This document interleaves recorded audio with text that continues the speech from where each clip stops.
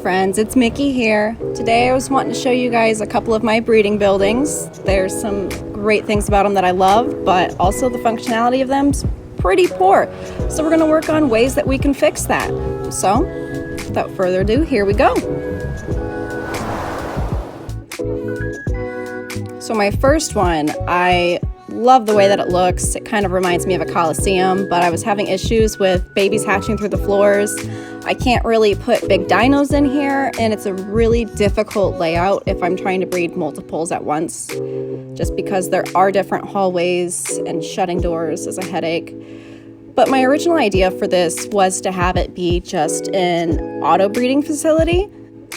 So there's a crawl space with an obscene amount of air conditioners in there. Main goal really was to hide all electrical cables because I hate the way that they look, honestly. So each room has a couple lights. That way when it's dark you can see. Each one has a trap door in the ceiling because originally this place was going to be for breeding just a massive army of griffins. Didn't work out because griffins, you fit like 3 and then you can't move in these rooms. Worked really well for raptors, except for they were the worst with their babies spawning through the floor. I came back after having them on auto breed and I had at least 20 baby raptors just running the entire area. Ooh, egg! So my theories kind of show how difficult it can be to move around once you put bigger creatures in here, but I also struggled because the smaller ones, it's too open. So they don't stay close enough to actually be able to auto breed, so I definitely either need to tweak a lot of things or just completely redo it. My berries worked well, but they keep running through the walls and it's pretty funny. Let's head up top where all the glass and lights make this place so visible at night, which I love because I get lost really easy. I swear I'm night blind. But so here you can see all of the hatch frames where everybody can fly out of if they can fly. I can run around the top, nice and easy. Only thing I didn't like about this area was you can't really land easily if you're riding on anything griffin size or larger. So go under to show off all the air conditioners, just a massive amount of air conditioners. Since the ground isn't level here, I have quite a few gaps in the floor and it's not very accessible at all. So that became a huge struggle and it's just, I feel like it's a lot of wasted space. So definitely can do this type of breeding center better. Like I liked it, it just didn't end up being functional for what I needed it to do. So that leads us to building 2, where I think we can actually fix it. So this one I made with the intention of it being for all my bigger babies, so my woolly rhinos, my rexes, and my griffins. I wasn't expecting to do catses, but I'm doing those too. But the biggest problem with this one is just there's no organization between the creatures. The roof isn't flat, which drives me bonkers, and it becomes very easily cluttered since there is no organization and I'm just a hoarder. Let's face it, can't even sugarcoat that at all. I hoard tames.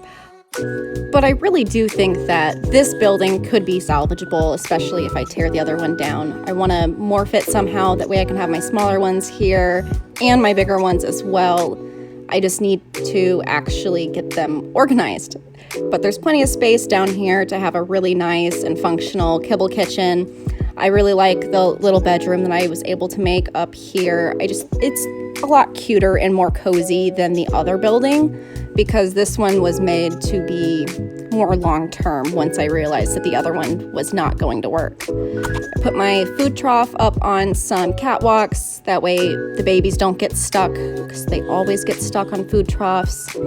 Again, on this one I hid as much of the water pipes and electrical as possible, but you can see that it is so cluttered, like I can't even figure out which door I can actually easily walk through because everyone's everywhere, everyone's always blocking something. And I always don't have enough saddles for everybody either, just because there's so many and I can't really decide on what I want to focus on when it comes to these tames. So let's head up top so I can show you guys what I mean with the roof not being flat. This is always my biggest pet peeve because of arc logic. Arc building logic sometimes just doesn't work in my brain at all. But here's where I couldn't get the roof to line up, because not only the building height requirements, so I might have to do some geopolymer cement foundations to get the height right, but also it kept saying that there was too many structures in the area. So hopefully tearing down the first building will fix that problem. So my ultimate goal is being able to move all the Thames from the first building over here, because I like the way that this one looks. It's more of a simple build on the outside, but it's still, I think it's pretty elegant. I think it looks nice for what it is. So if we can just get this one a bit more functional, a bit more organized, that would be perfect. So if you guys have any suggestions for how to do that, definitely make sure to let me know in the comments. Otherwise, stay tuned. I'd love to show you guys some more. Thank you.